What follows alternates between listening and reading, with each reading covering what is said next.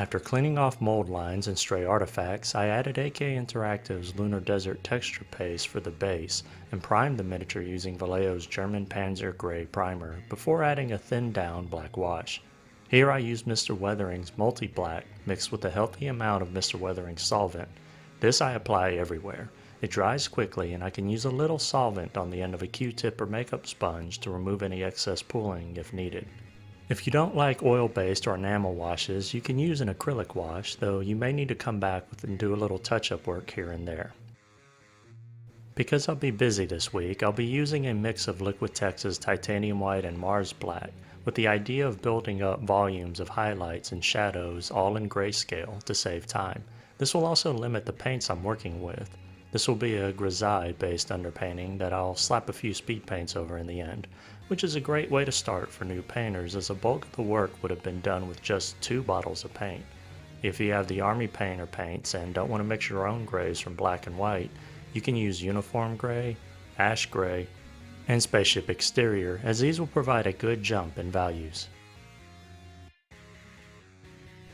On each new layer of gray that I add, I mix in a little more white, though I did not do a layer of pure white at any point. I tried to keep the paint thin to help maintain thinner lines for each brush stroke. I'll only be focusing on the flesh, the beard, and green coat in this video, but you can see all the colors used for each piece of the miniature in a spreadsheet excerpt at the end of this video.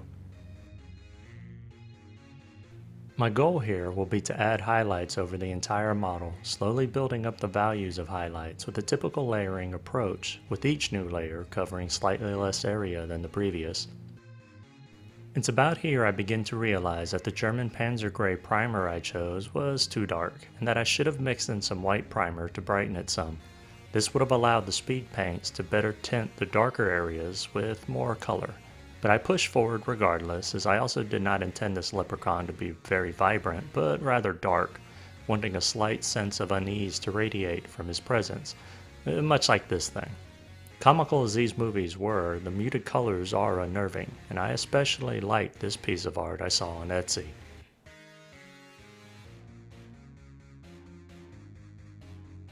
And then it's time for the speed paints. Applying the speed paints went by fast and slow at the same time, and it was admittedly nerve-wracking. I moved slow applying the speed paint, though fast enough as to maintain a wet edge around the covered areas until I was finished. Adding a stroke of speed paint over a dried area the same color will cause it to darken more significantly than adding it while it's still wet. Because everything is grayscale with the speed paints going on last, should anything bleed over where they're not supposed to be, it'll be more difficult to fix. Normally, I use speed paints as my base coat, which I can just paint over should there be a problem. But as a final tint over grayscale, there's more work involved to fix any problems, so be sure to immediately stop and clean away any bleed over with a clean damp brush should it occur.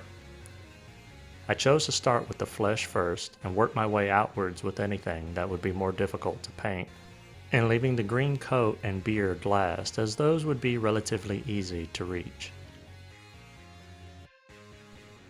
The flesh and beard are also the only places that I add 2 speed paints to, as I wanted them to draw the most attention.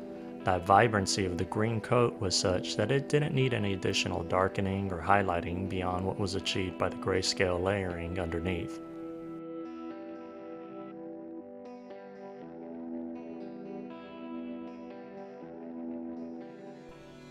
And this is the end result of today's efforts. For lessons learned, I most definitely need to use a brighter gray to start off with. The Panzer Gray is too dark for many of the colors used, particularly the shades of browns.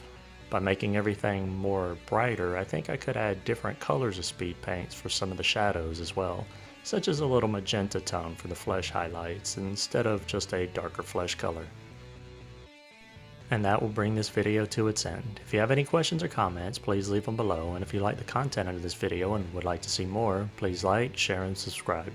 I'm Jim with Working with Miniatures. I'm truly grateful for your time, and I bid you a fond farewell. Until the next video.